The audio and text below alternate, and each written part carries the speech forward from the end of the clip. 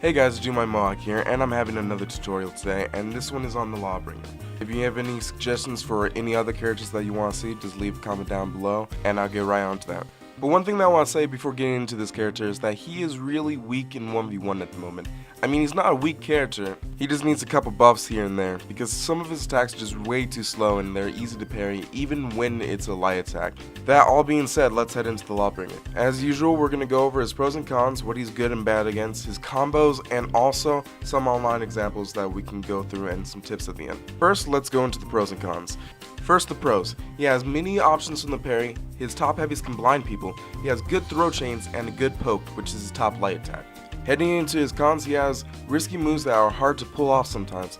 He is sometimes easy to parry depending on your opponent, low mobility during combat, and one that I wouldn't normally knock on, but his executions are way too long. Now, I don't have any examples to show the cons today, but right now what I do have are a couple of dramatizations, which are going to be stupid. Now let's see. Now, I'm just day swooning about minding my business, and then some homie just starts dissing on my fly girl. I charge him, I get parried, I lose my stamina, I have a bad time. Always be careful of who you charge. As you can see in this execution, the Lawbringer takes at least 4 seconds till he even kills the person, and another 2 seconds afterwards. That's more than enough time for a Peacekeeper to nibble on my back fat. Now that's out of the way, let's go into the counters. Keep in mind these are my opinions, not official counters.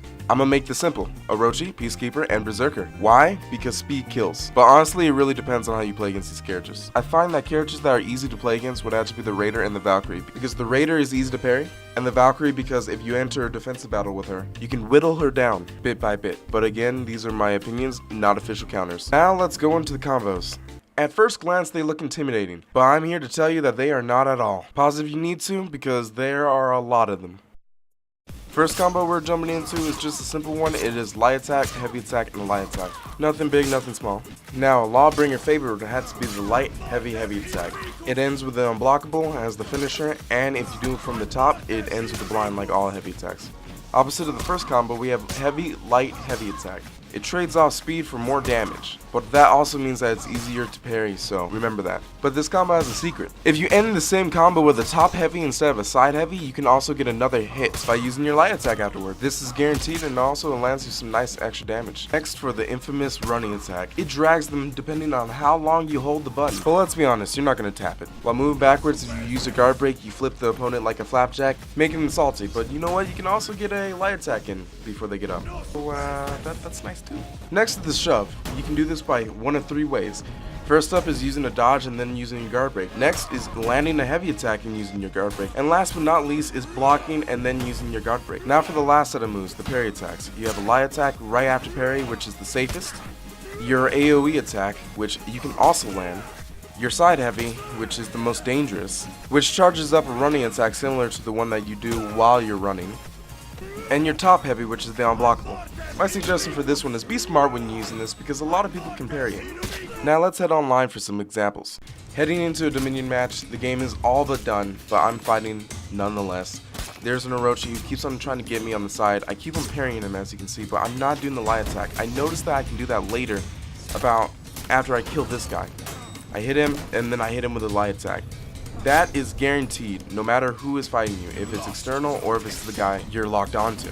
I don't get victory out of this, but I just wanted to show the mechanic of the external parry and also the mechanic of the light attack, how useful it can be. I eventually get the Orochi after doing it one more time to him, and then moving on to later in the fight. Take advantage of one of the guys by using my flapjack flip into the pit.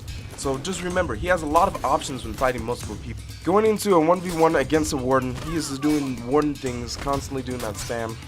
It's my fault for not playing for the guard break, honestly, but I get a guard break on him. Once I do that, I like to get a side heavy attack, which is guaranteed.